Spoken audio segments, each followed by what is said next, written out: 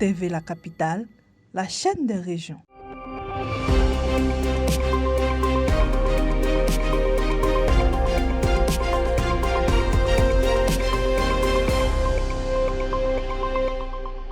Un mois après l'atelier de concertation du 12 au 14 juillet 2026, la capitale politique est passée à l'action.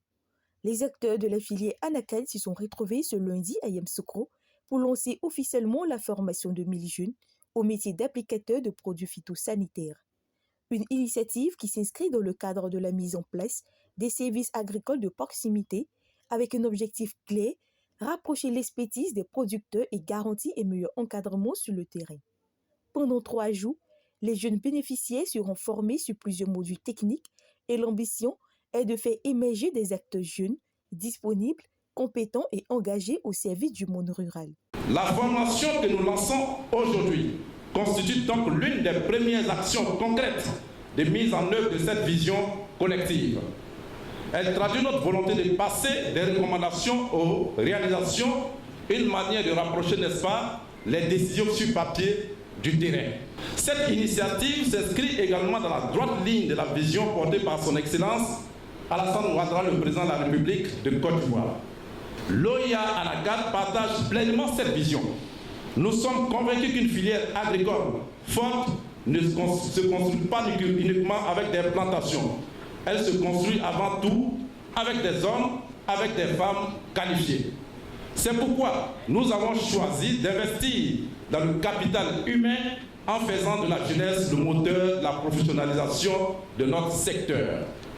Chers jeunes, au cours de cette formation, vous apprendrez à identifier les principales maladies de l'anacardie, à reconnaître les insectes ravageurs les plus nuisibles, à utiliser des produits phytosanitaires adaptés dans le respect des normes de sécurité, à maîtriser les techniques de fertilisation et surtout à gérer une véritable entreprise de prestations de services agricoles.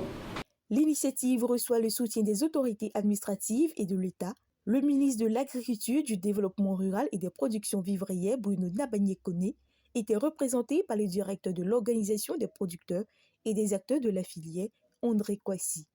Après Akakuro avec la filière EVA, après Diokwe avec la filière café-cacao, l'OIA Anacal nous donne aujourd'hui de constater le dynamisme au sein de nos filières.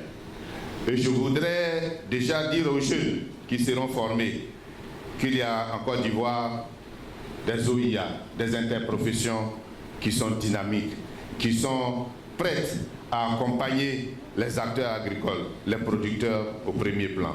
Cette initiative rejoint pleinement la vision du gouvernement qui fait de l'insertion et de l'employabilité des jeunes une priorité.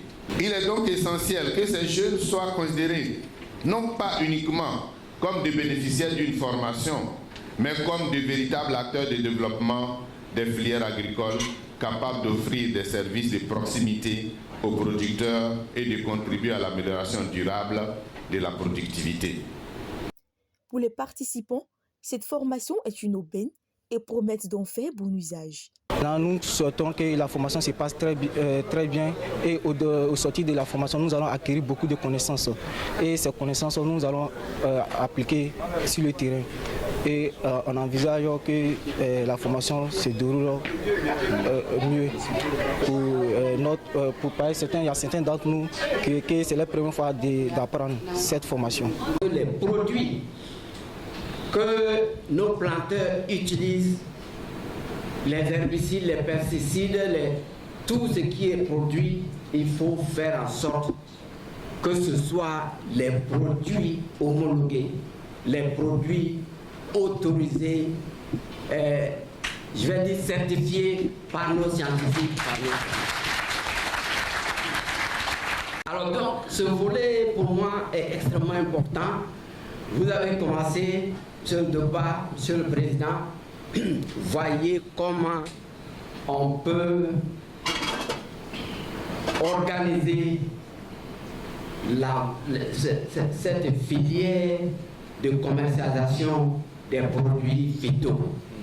Pour l'OIA Anakaz, cette formation traduit une volonté claire, placer la jeunesse au cœur de la stratégie de la filière, un capital humain jugé essentiel pour rendre le secteur plus compétitif et durable. TV La Capitale, la chaîne des régions.